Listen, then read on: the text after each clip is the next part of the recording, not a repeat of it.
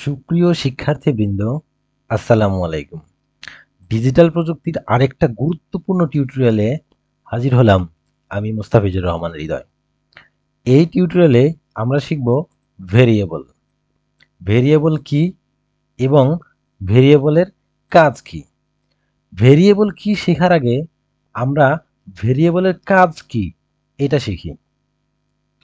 আমি আগেই বলেছিলাম আমরা শিখব ডিজিটাল প্রযুক্তি, কিন্তু বাস্তব উদাহরণের মাধ্যমে ডিজিটাল প্রযুক্তি শিখব।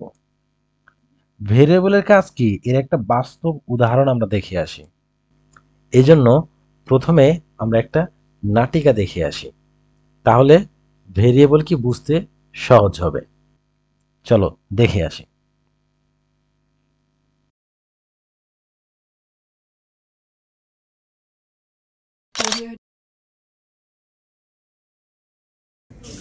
তবিবা, কেমন আছো? জি স্যার, আলহামদুলিল্লাহ আমি ভালো আছি। আপনি কেমন আছেন?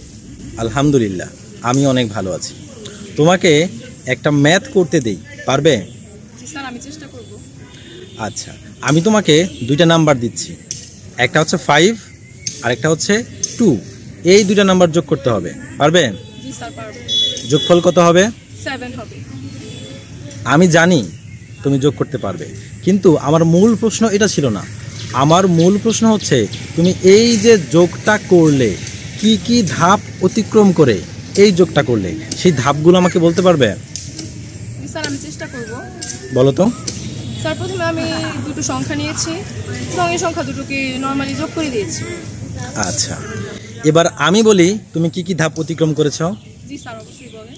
আচ্ছা, আমি তোমাকে দুইটা নাম্বার দিয়েছিলাম, মনে আছে? জি স্যার।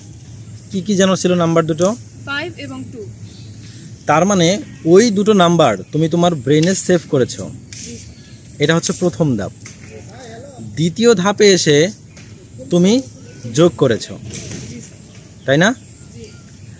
এরপর আচ্ছা, রেজাল্টটা কত হয়েছিল মনে আছে? জি স্যার, কত? 7 হয়েছিল। আচ্ছা, তার মানে রেজাল্টটাও তুমি তোমার ব্রেনে সেভ করেছো। এটা ছিল তৃতীয় ধাপ। চতুর্থ ধাপে এসে তুমি আমাকে রেজাল্টটা বলেছো, জি স্যার। তাই না? জি। তার মানে আমি তোমাকে এই যে নাম্বার দিলাম আর তুমি আমাকে এই যে অ্যান্সারটা বললা, এর মাঝে তুমি 4টা ধাপ অতিক্রম করেছো, জি স্যার। তাই না? জি। আমরা নিজের অজান্তেই এই ধাপগুলো করে ফেলি, কিন্তু আমরা জানি না। তুমি জানতে আজকের আগে? না স্যার। তাহলে দেখতেছি তবিবা এই যোগটা করার জন্য এই যে 4টা ধাপ আছে, এই 4টা ধাপ সে অতিক্রম করেছে।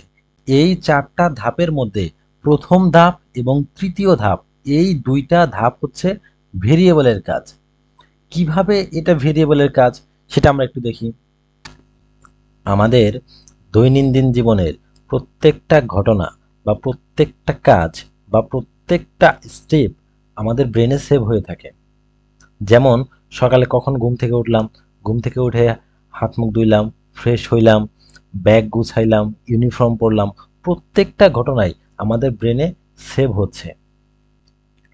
ধরা যাক সকালবেলায় আমি স্কুলে যাচ্ছি, এমন সময় রাস্তায় দেখলাম দুইজন লোক ঝগড়া করতেছে। তো এটা দেখে আমি স্কুলে চলে গেলাম। এরপরে স্কুলে যাওয়ার পরে দেখলাম যে আমার ওই ঘটনাটা মনে আছে, ঝগড়া যে করেছে এটা আমার মনে আছে। তার মানে কি ওই ঘটনাটা আমার ব্রেনে সেভ হয়ে আছে, এজন্যই মনে আছে। এখন সকালবেলাতে আমি আরো অন্যান্য কাজ করেছি, সেগুলো মনে নাই, কিন্তু ঝগড়াটা মনে আছে। কেন মনে আছে? কারণ ওই ঘটনাটাকে আমি গুরুত্ব দিয়েছি, এজন্যই আমার মনে আছে। এছাড়া অন্যান্য কাজ যেগুলো করেছি, আমি হাত মুখ ধুয়েছি, দাঁত ব্রাশ করেছি, ব্যাগ গুছিয়েছি, এই ঘটনাগুলোকে আমি গুরুত্ব দেইনি বা মনে রাখতে হবে এরকমটাও ভাবিনি, এজন্যই আমার মনে নাই। আমরা যে কাজগুলোকে গুরুত্ব দেই সেই কাজগুলোই আমাদের ব্রেনে সেভ থাকে, সংরক্ষণ থাকে, পরে আমরা সেগুলো মনে করতে পারি। যেমন 2022 সালে বিশ্বকাপ ফুটবলে আর্জেন্টিনা জিতেছে, এটা আমাদের এখনো মনে আছে। কেন মনে আছে? কারণ ওই ঘটনাটাকে আমরা গুরুত্ব দিয়েছি। ওই দিন তো আরো অনেক কিছু করেছি, সেগুলো মনে নাই।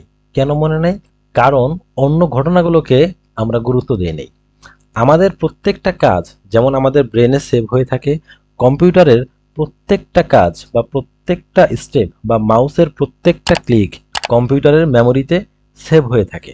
বুঝতে পারছি?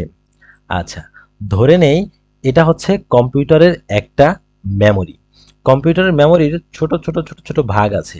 এই ছোট ছোট এক একটা ভাগকে বলে ট্রানজিস্টর। এখানে এক একটা বক্সকে আমি এক একটা ট্রানজিস্টর ধরে নিচ্ছি। এগুলো এক একটা ট্রানজিস্টর। এখন আমি যাই ইনপুট দেব এই এক একটা ট্রানজিস্টরে বা এক একটা বক্সে সেভ হবে। ধরা যাক আমি প্রথমে একটা 5 ইনপুট দিলাম, তাহলে কি এটা একটা বক্সে গিয়ে সেভ হবে। ধরে নিচ্ছি এই 5টা এই বক্সে সেভ হলো।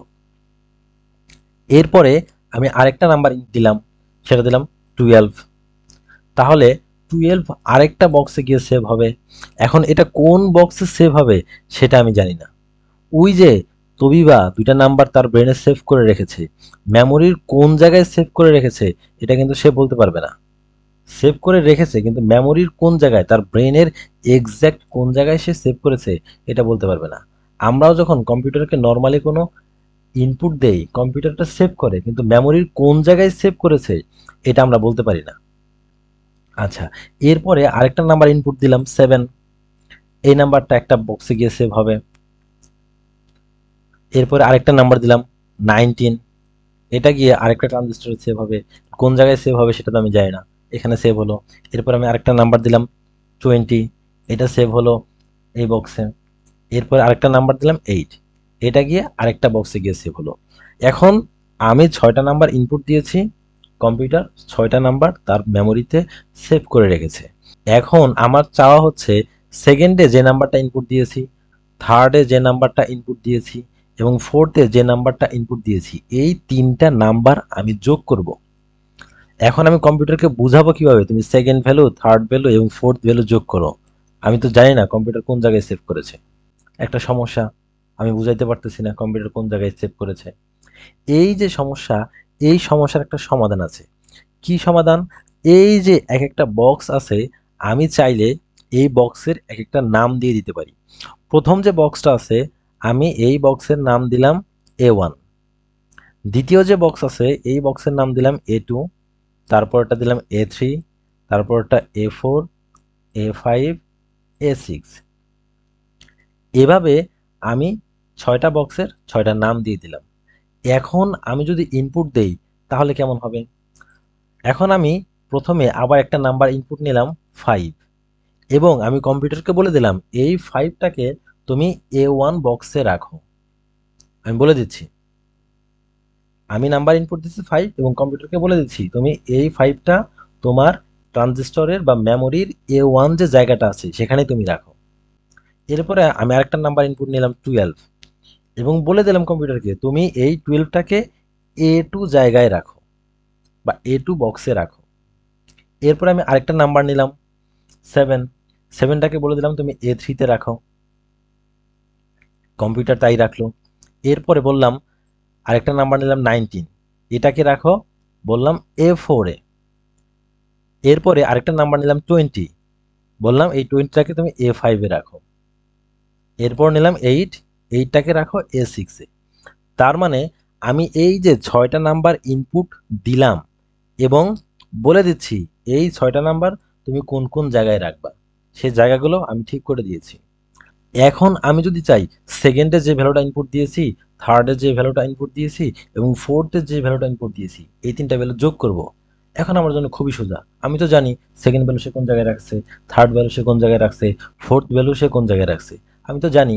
এখন আমি জাস্ট বলে দেবো যে তুমি A2, A3, A4 এই 3টা ভ্যালু যোগ করো, ব্যাস। আমি তো জানি কম্পিউটার এখানেই রাখছে। এরপরের ধাপে কি করবে? জাস্ট ওই বক্সের যে ভ্যালুগুলো আছে এই ভ্যালুগুলো সে যোগ করবে।